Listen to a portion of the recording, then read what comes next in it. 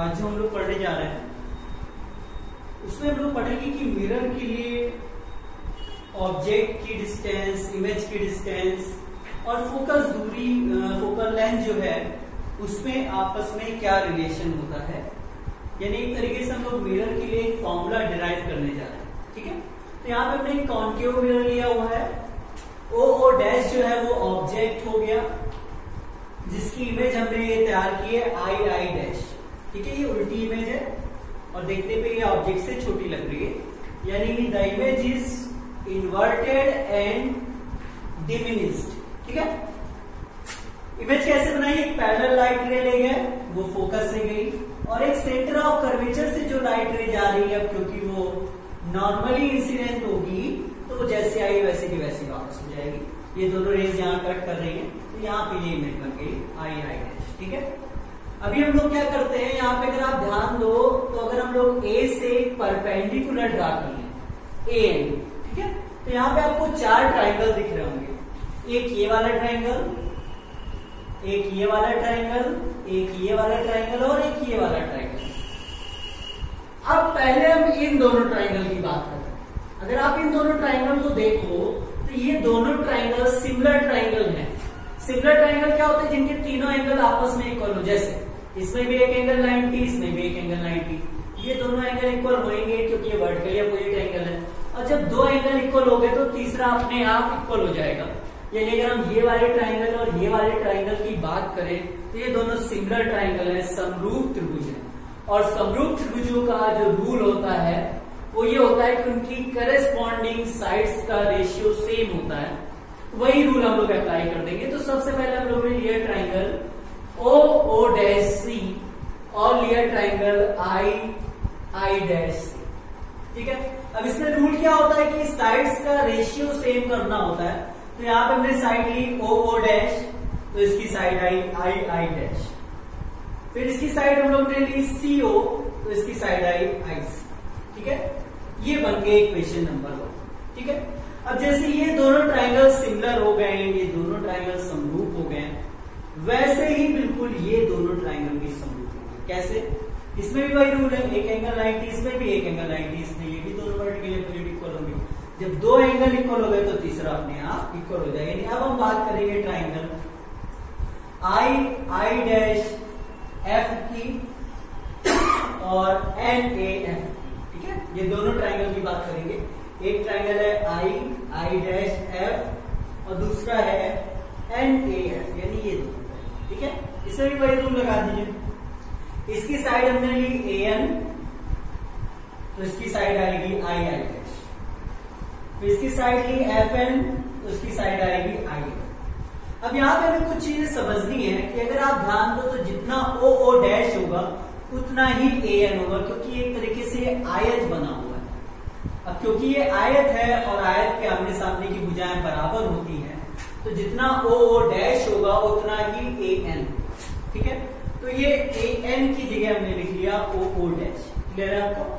अब हम लोग आगे आते हैं, एफ एन की बात करते हैं। तो कल भी हमने ये लॉजिक लगाया था कि ये जो मिरर है इसका एपर्चर बहुत ज्यादा नहीं है रेडियस ऑफ कर्वेचर के कंपैरिजन में। तो आप बात करिए तो अगर ये एन वाले पॉइंट की बात करो तो ये बिल्कुल पी के पास होगा, तो ये रेज बहुत पास में होंगी क्योंकि ये बहुत छोटा मिरर है।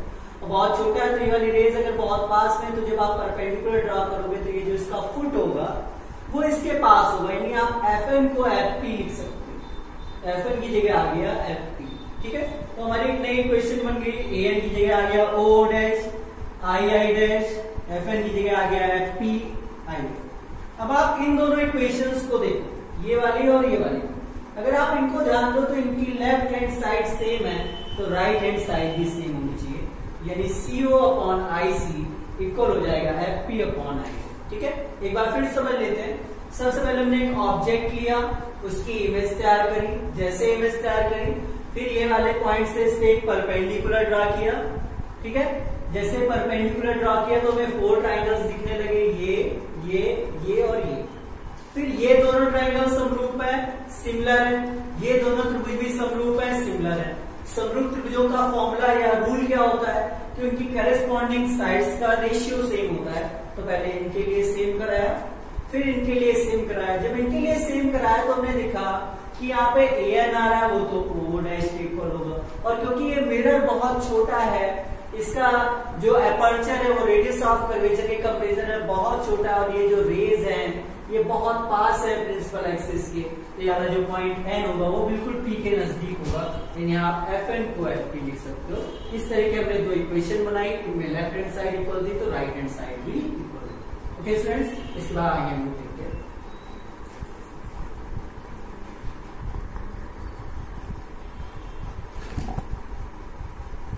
जैसे हम लोग ने ये इक्वेशन बना ली, भाई लेफ्ट हैंड साइड इक्वल थी तो राइट हैंड साइड भी इक्वल होगी। जैसे हमने ये इक्वेशन बना ली, उसके बाद हम लोग क्या करते हैं, अब हम लोग इसी में वैल्यूज को पुट करेंगे, वैल्यूज को चेंज करेंगे। देखिए कैसे,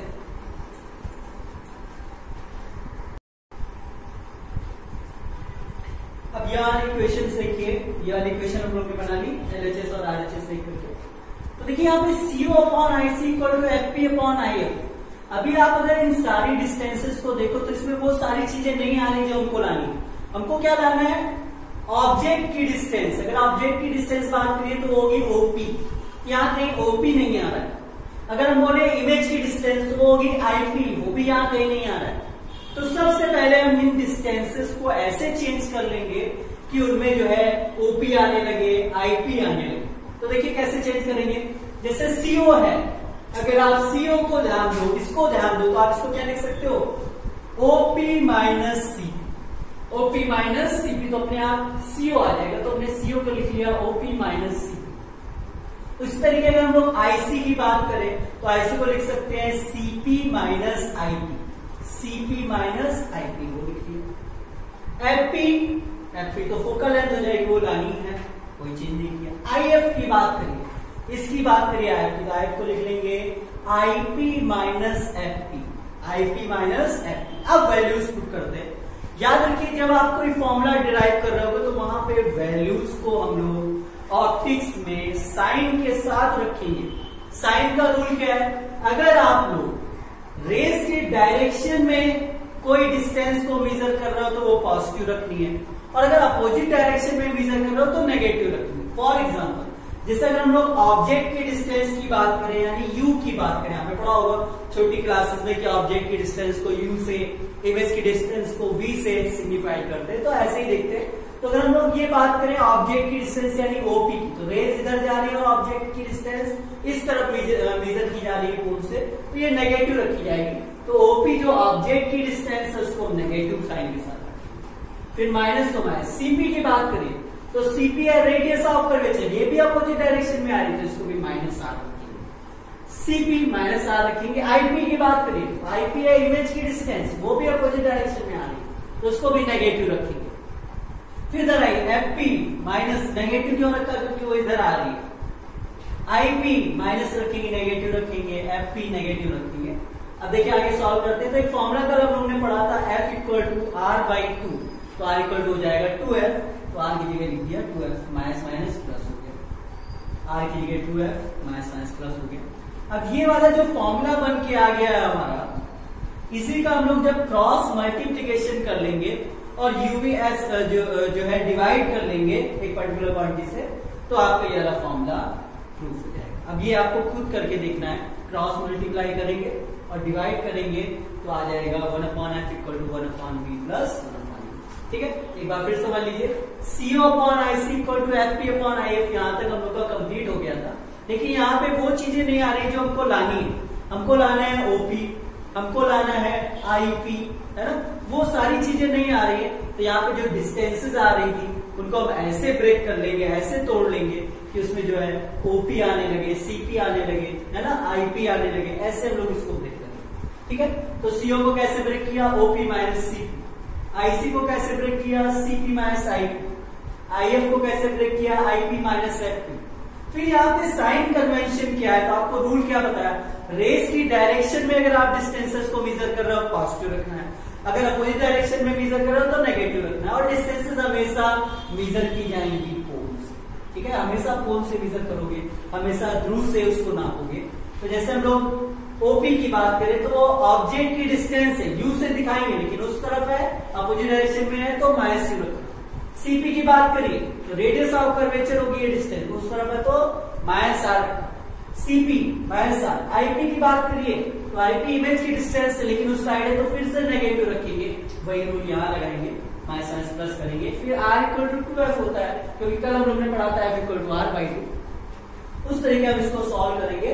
तो फिर जैसे हम लोग क्रॉस मल्टीप्लिकेशन करके कुछ चीजों से डिवाइड करेंगे तो हमारा फॉर्मूला बन के आ जाएगा 1/f = 1/v + 1। Okay students,